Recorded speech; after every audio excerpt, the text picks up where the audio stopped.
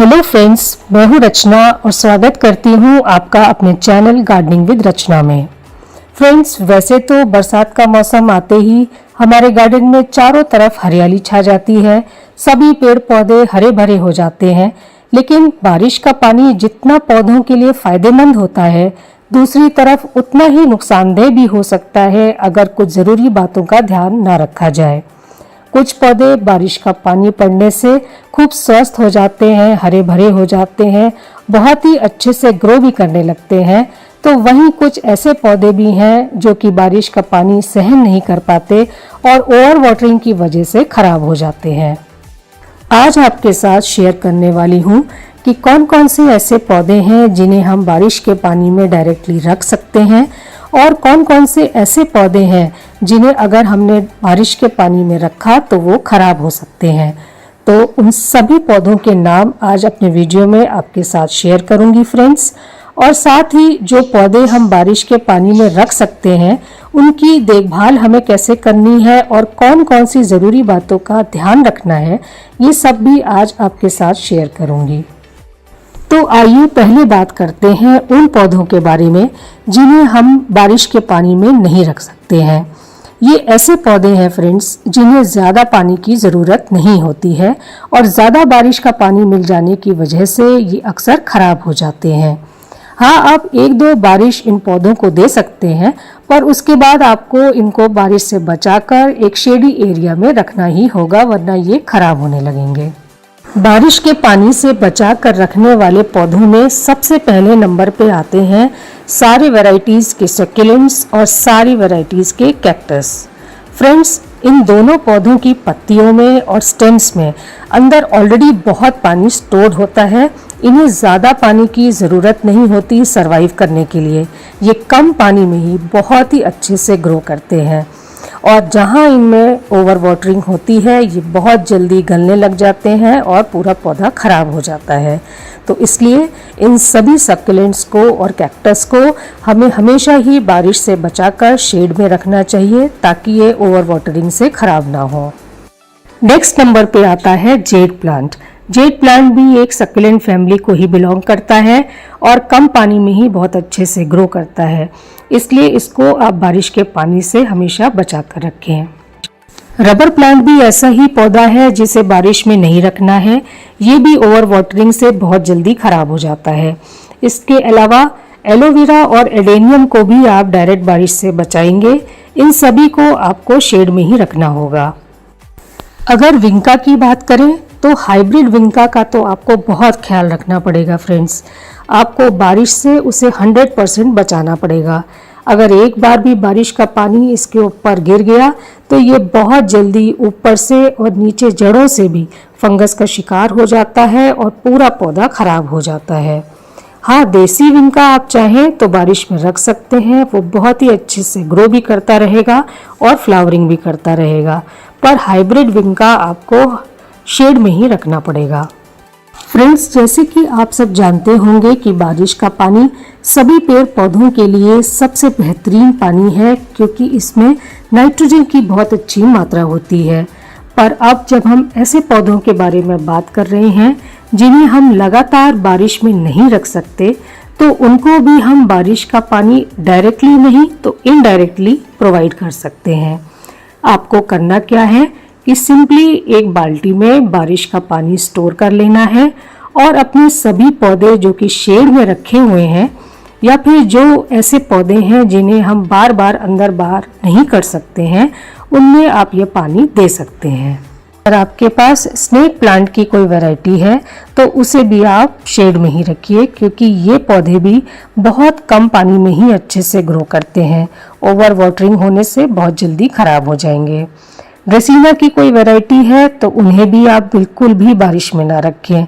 एक बारिश का पानी इन पर पड़ते ही इसकी सारी पत्तियां झुकने लगती हैं और पौधा मुरझाने लग जाता है। तो इसलिए इन दोनों ही पौधों को भी आप शेड में ही रखिए। डिफिनबेकिया की अगर कोई वैरायटी है आपके पास तो इनको भी आप बारिश से बचाकर शेड में रखिए। बारिश का पानी ज़्यादा पड़ने से इनके पत्ते बहुत जल्दी खराब हो जाते हैं। हाँ, एक आध बारिश में आप अपने डिफेनबेकिया को बाहर रख सकते हैं, पर उसके बाद आपको इनको वापस शेड में ही रखना होगा। एरिका पाम को भी आप बारिश के पानी से बचाइए। ये भी बहुत जल्दी खराब होने लगते हैं क्योंकि ज़्यादा पानी से इनकी जड़ों में कीड़े और फंगस का अटैक बहुत ही जल्दी हो जाता है। फ्रेंड्स, अब बात करते हैं ऐसे पौधों के बारे में जिन्हें हम बाहर खुले में बारिश के पानी में रख सकते हैं। ऐसे पौधों में सबसे पहले नंबर पर आते हैं सारे सब्जियों वाले पौधे। यदि अपने गार्डन में आपने कोई भी सब्जियों के पौधे लगा रखे हैं तो उन्हें आप बाहर बारिश के पानी में रख सकते हैं। प्लस जितने भी फूलों वाले पौधे भी आपके पास हैं उन सब को भी आप बाहर आराम से रख सकते हैं। फूलों वाले पौधों में सबसे पहले बात करते हैं गुलाब के बारे में। गुलाब को तो आप पूरी बारिश में ही रखिए फ्रेंड्स।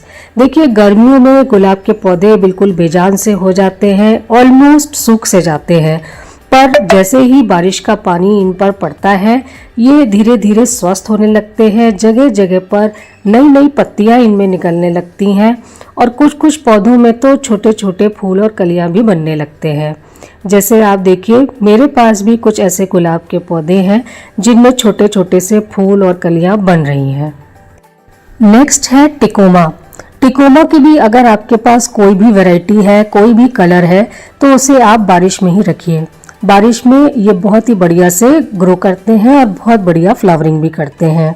इसके अलावा ये देखिए, कुछ गुड़हल के पौधे हैं। गुड़हल के पौधों को तो बारिश में ज़रूर रखना चाहिए।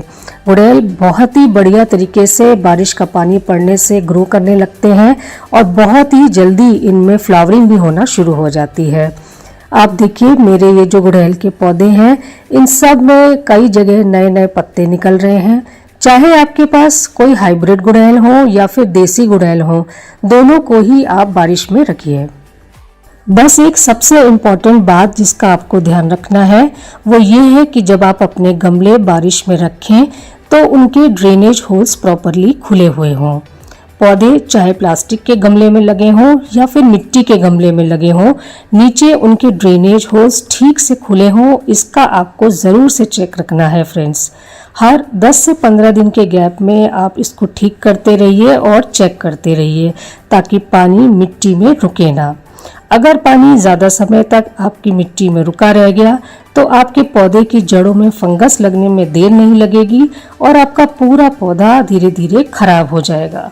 तो इस बात का आपको पूरी बरसात के सीजन खत्म होने तक विशेष ध्यान रखना है। अब नेक्स्ट पौधा है मोगरा। मोगरे को भी आप बाहर खुले में ही रखिए। बारिश का पानी पड़ने से ये खूब अच्छी फ्लावरिंग करता है। और अगर अपराजिता आपके पास है तो उसको भी आप बाहर खुले में बारिश के पानी में रखिए। ये एक बेल वाला पौधा होता है फ्रेंड्स। बरसात का पानी पड़ते ही ये खूब घना भी हो जाता है और बहुत बढ़िया फ्लावरिंग भी पूरी बरसात करता रहता है। पोर्चुला का पर्सलेन को भी आप बारिश में रख सकते हैं। ब्लीडिंग हार्ट, पीस लिली, एमरेलिस, ये सब पौधे भी आप आराम से बाहर बारिश में रख सकते हैं। इनको कोई भी नुकसान नहीं होगा, बल्कि ये और भी ज़्यादा स्वस्थ हो जाएंगे। बस आपको जो ध्यान रखना है वो यही बात है कि इनके ड्रेनेज होल्स प्रॉपरली खुले हों, इनमें पानी रुके नहीं। और एक टिप आप लोगों के साथ शेयर कर रही हूँ फ्रेंड्स कि जिस दिन भी मौसम थोड़ा खुला हुआ हो, थोड़ी थोड़ी धूप खिल रही हो, तब आप अपने पौधों की गुड़ाई ज़रूर करें। गुड़ाई करना पौधों में बहुत ज़रूरी है फ्रेंड्स, इसका आप ध्यान रखिए। हर 10 से 12 दिन के गैप में अपने सभी पौधे जो भी बाहर आपने बारिश में रखे हैं उनकी गुड़ाई करते रहिए। गुड़ाई करने से पौधे की जड़ों तक जब हवा पहुंचती है तो पौधे बहुत ही स्वस्थ रहते हैं। इसके अलावा आपको अपने पौधों को फंगस से बचाने के लिए हर 15 दिन के गैप में किसी भी फंगिसाइड पाउडर का इस्तेमाल ज़रूर करना है। ये काम आपको लगातार पूरी बरसात करते रहना है फ्रेंड्स। आप आधी चम्मच कोई भी फंगिसाइड पाउडर को 1 गिलास पानी में मिलाकर भी अपने पौधों में दे सकते हैं, या फिर आप आधी चम्मच फंगिसाइड पाउडर जब आप अपने पौधों की गुड़ाई करें तभी भी मिट्टी में स्प्रिंकल कर सकते हैं। तो फ्रेंड्स, उम्मीद करती हूँ आपको मेरी बताई हुई जानकारी पसंद आई होगी। अगर पसंद आई तो काइंडली मुझे लाइक करें और अगर आप मेरे इस चैनल पर नए हैं तो काइंडली मुझे सब्सक्राइब करें। Okay friends, thank you.